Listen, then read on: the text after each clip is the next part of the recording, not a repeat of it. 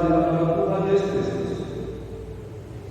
Segala puji, hormat, kemuliaan dan terima kasih Tuhan kami haturkan kehadirat-Mu. Karena begitu luar biasanya Tuhan karya-Mu, karena begitu luar biasanya Tuhan anugerah yang Kau berikan kepada kami hari lepas hari, pribadi lepas pribadi. Dan untuk mengucap syukur dan begitu bersukacitanya kami Tuhan pada hari yang suci Tuhan dalam kehadirat-Mu, untuk menyerahkan diri kami, untuk menyanyikan pujian, karena Engkau yang patut dimuliakan. Kalau Bapa di surga pada hari ini juga Tuhan kami akan mendengarkan sebagian daripada sabda, sebagian dari firman Tuhan yang menjadi kekuatan, yang menjadi senjata dalam kehidupan kami. Kiranya Tuhan berikan kami hikmat. Kiranya Roh Kudus Tuhan hadir di tengah-tengah kami pada hari ini supaya kami boleh tahu dan boleh melakukan dalam kehidupan kami setiap hari. Allah Bapa di surga, berkemanapun kami Tuhan, kami sebagai anak-anak dan jemaat setelah siap menerimanya. Hanya dalam nama Tuhan Yesus Kristus kami bersyukur dan berdoa. Amin. Shalom. Jemaat yang terkasih, Bapak Ibu, saudara sekalian, khotbah pada hari Minggu kita akan membaca dari Pengkhotbah pasal yang ke-10 ayat 10 sampai dengan 15. Pengkhotbah pasal yang ke-10 ayat yang 10 sampai dengan ke-15. Di situ dikatakan judul perikopnya akibat kebodohan.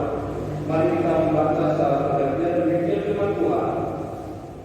Jika besi ini menjadi tumpul dan menjadi asap, maka orang harus memperbesar tenaga. Tetapi yang terpenting untuk berhasil adalah hikmat.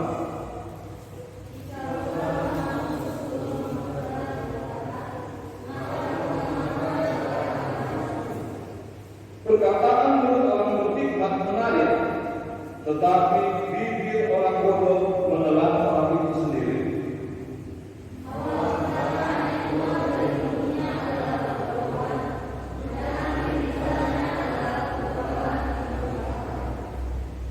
Orang yang bodoh banyak bicaranya, meskipun orang tidak tahu apa yang akan terjadi dan siapakah yang akan mengatakan kepadanya apa yang akan terjadi sesudahnya.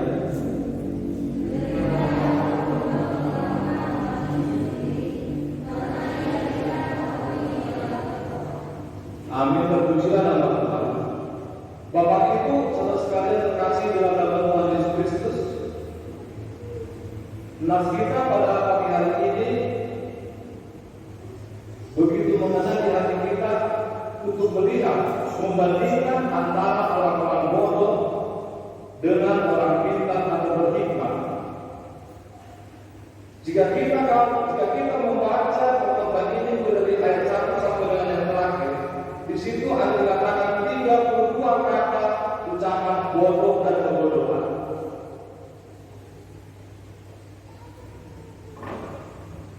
Dan itu sangat membuat kita takut. Bagaimana kita menjadi seorang yang bodoh dalam kehidupan kita ini jika kita tidak mulai dari sekarang untuk bertindak seperti apa yang kita lakukan ini. Dan di situ dikatakan bahwa jika besi menjadi tumpul dan menjadi asap, maka orang akan memperbesar tenaga. Janganlah kita menjadi seorang yang bodoh. Jika kita akan melakukan sesuatu dengan menggunakan pisau atau arah atau kampak yang kuku, apakah kita dapat bekerja dengan sempurna? Jika kita memulai dengan kegiatan kita dengan tanpa alat yang mereka akan dapat kita melakukan sesuatu dengan baik, tentu akan sia-sia. Bagaimana jika mempunyai kita proyek 10 hektar sementara kita punya pedang kepala tumpul? Dan di sini dikatakan bahwa hikmat adalah segalanya. Apa yang harus kita lakukan jika di sini dikatakan masalah berhikmat? Tentu kita melakukan pikiran, kecerdasan, kepiawaian dalam melakukan satu hal. Maka pisau yang kita harus kita asah terlebih dahulu. Maka semua kalau kita sudah asah itu pisau kepala, maka semua akan berjalan dengan baik dan pekerjaan akan dapat selesai dengan baik, dengan sempurna. Tetapi jika kita melakukan atau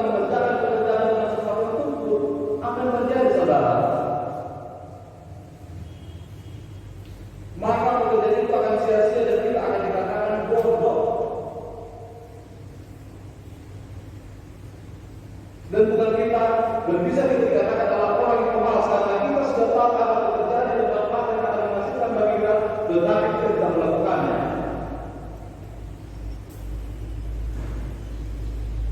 Dan apa saudara sebetulnya yang menentukan bagi orang-orang yang punya hikmat dan kehidupan kita?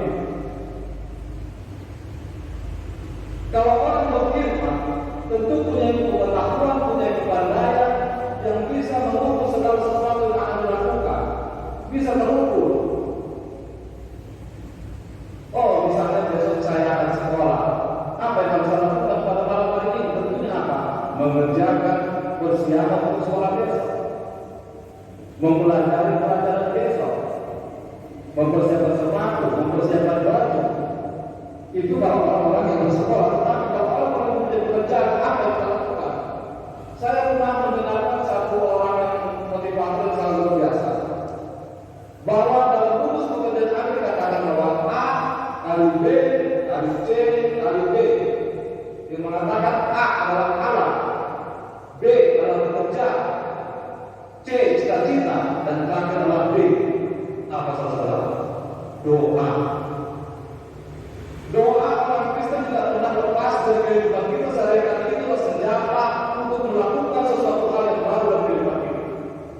Kalau kita melakukan menjadi pada setiap hari akan kita lakukan pada harinya.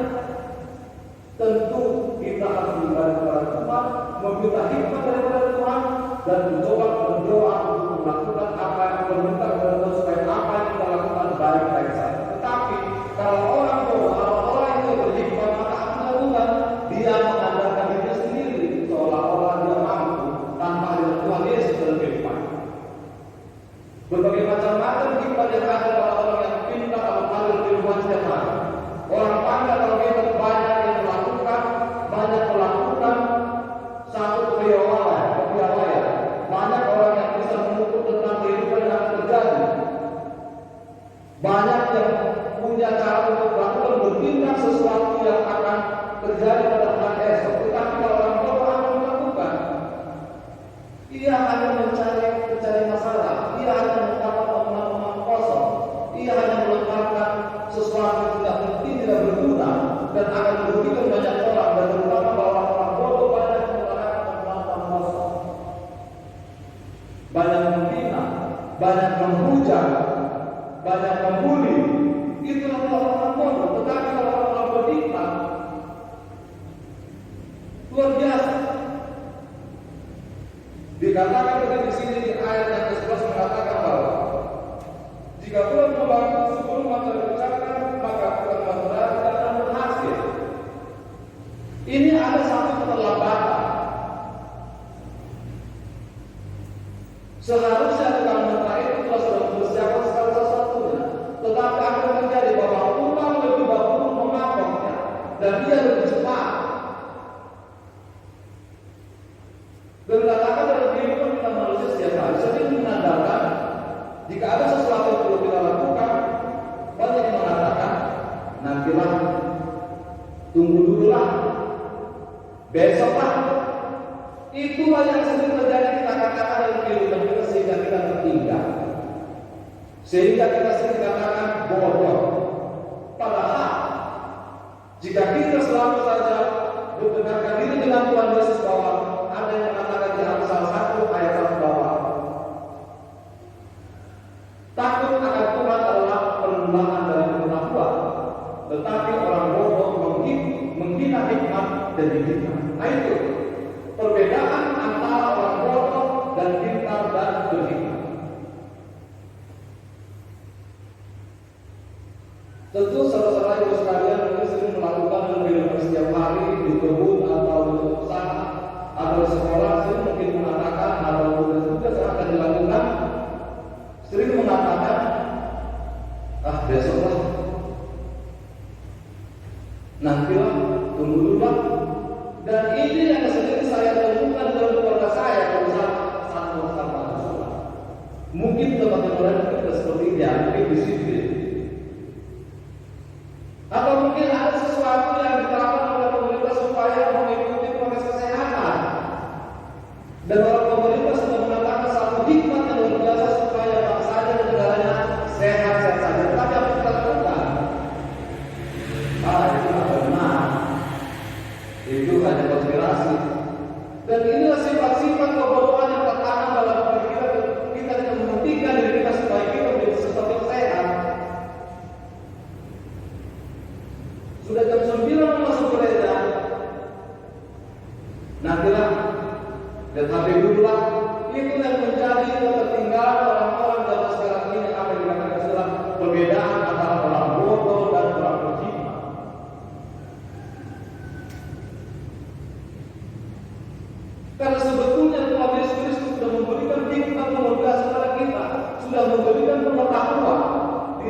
pasal 2 ayat mengatakan bahwa segala sesuatu itu telah diberikan Tuhan terutama tentang hikmat, tentang pengetahuan.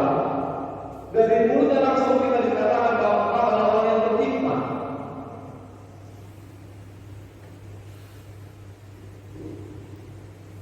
Saudara kasih datang oleh Yesus Kristus. Jadi kalau dikatakan tadi jika Tuhan berlaku sebelum kita diucapkan, maka kita mudah tidak akan berhasil. Begitu juga dengan kita, saudara.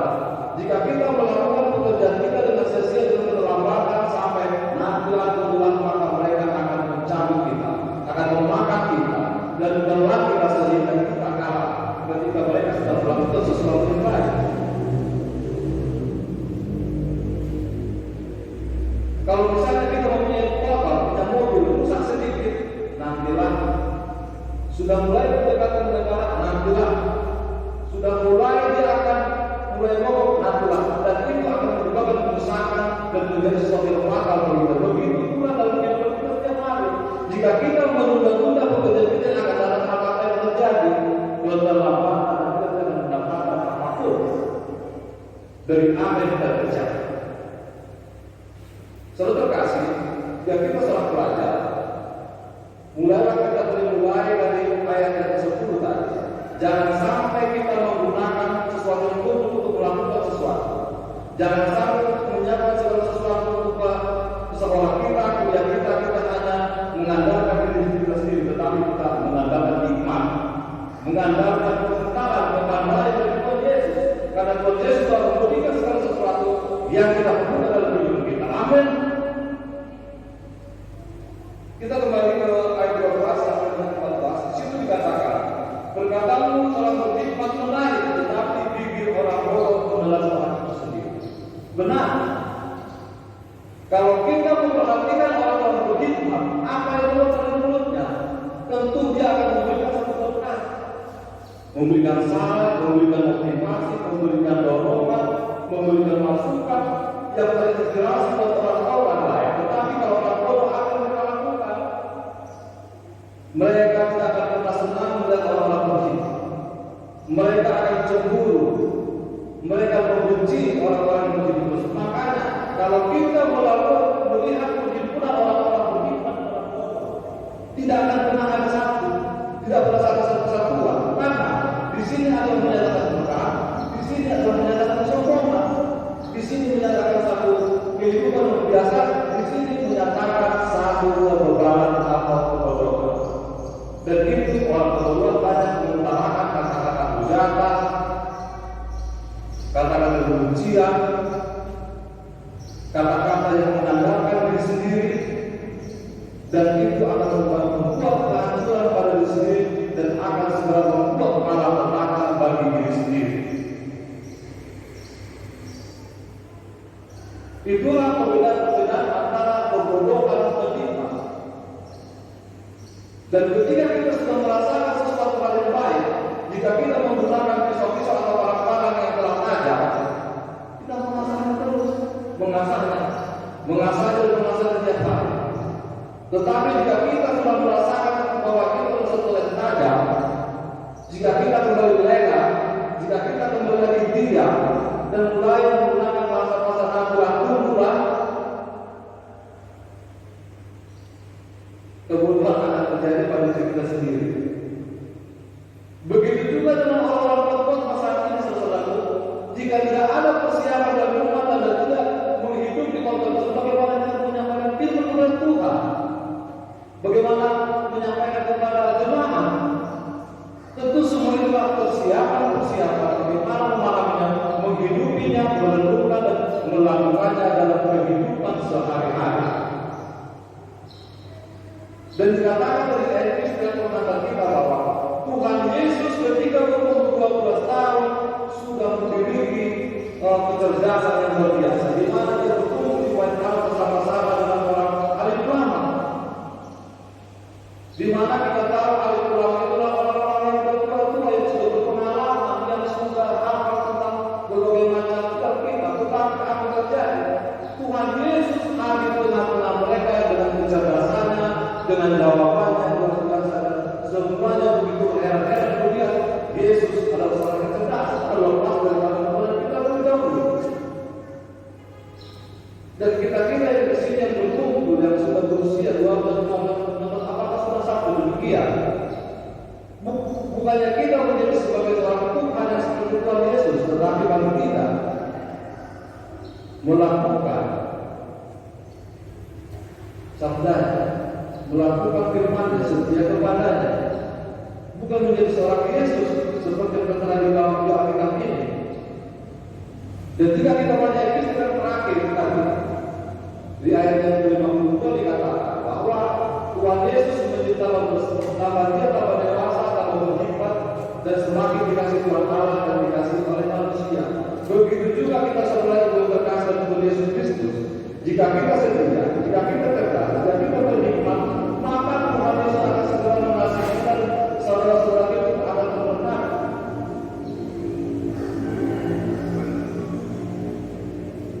Kembali kita melihat ayat yang ke-14 sampai dengan yang ke-15. Saya akan bacakan yang ke-15. Jeremiah orang bodoh melelahkan orang itu sendiri karena ia tidak mengetahui jalan ke kota.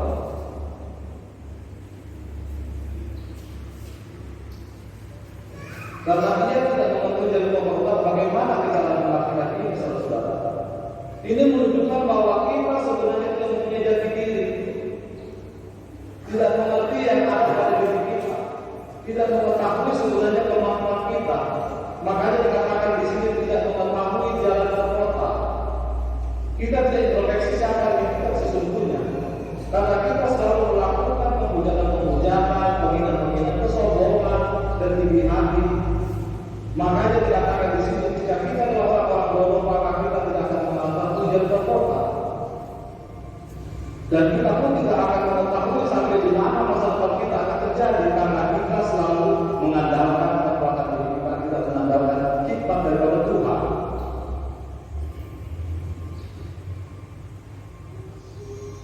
Jadi, buat berada pelajaran-pelajaran kosong, marilah kita asah kemampuan kita, keterampilan kita. Janganlah pernah lagi untuk menunda-nunda satu masalah. Jika masalah itu telah terjadi dalam kita harus hadapi. Tetapi dengan catatan, jangan mengandalkan kekuatan diri kita sendiri. Kita harus tetap mengandalkan Tuhan Yesus sebagai bersama kita, sebagai penolong kita. Karena dikatakan dalam Khotbah ayat 10 sampai dengan yang ke-18, kalau kita malas, oleh karena kemalasan runtuhlah atap, dan oleh karena kelambanan tangan bocorlah rumah. Ya begitu. Karena kita malas, tidak mau melakukan sesuatu, maka terjadi tangan bocor sudah tidak terjadi. Jangan seperti di YouTube, turun hujan, disiapkan kain, tapi kainnya dalam pakaian. Begitu terpakai produk, bagaimana? Jadi jangan seperti itu kita ya. Jadi kalau apa yang dikatakan dengan setia hujan sebelum air, kita harus mengibarkan air sebelum hujan, maka kita akan benar-benar hujan. Begitu juga dengan kehidupan kita manusia. Kita harus mempersiapkan diri kita untuk mencapai sesuatu yang kita raih, tapi dengan catatan bahwa kita harus mengandalkan Tuhan Yesus dan harus bersetia kepadanya sampai selama-lamanya. Karena hikmat dari Dia kita boleh pandai, boleh berpengetahuan, boleh cerdas, seperti yang kami katakan pada bahwa Tuhan Yesus berhikmat pada umur yang berubah dan Dia sangat cerdas. Begitu juga dengan kita harus cerdas melakukan kehidupan kita tanpa mengesampingkan bahwa Tuhan Yesus adalah Tuhan kita satu-satunya yang telah menolong kita. Amin.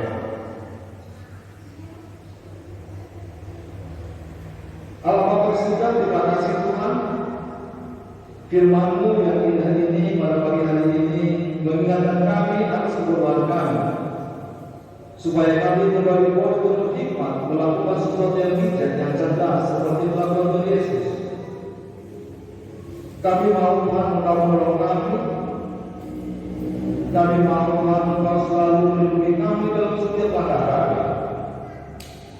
Di saat kami sedang muda, saat kami remaja, di saat kami sudah tua, kiranya hanya Engkau saja Tuhan yang kami andalkan dalam kehidupan kami. Kami tahu Tuhan Engkau selalu memberkati kami, melindungi kami, memberikan hikmat kepada kami tak terhingga. Tetapi Tapi kami sebagai manusia selalu lalai, selalu lupa Tuhan, selalu tak setia Tuhan karena begitu baiknya Engkau. Tetapi Tuhan pada pagi hari ini Tuhan juga mengingatkan kami, menuntut kami kembali supaya kami boleh bertobat dalam kehidupan kami setiap hari. Kami mau Tuhan merubah segala pola pikir yang telah masa lalu Tuhan supaya menjadi masa depan yang cerah. Sejarah apa yang telah berbuat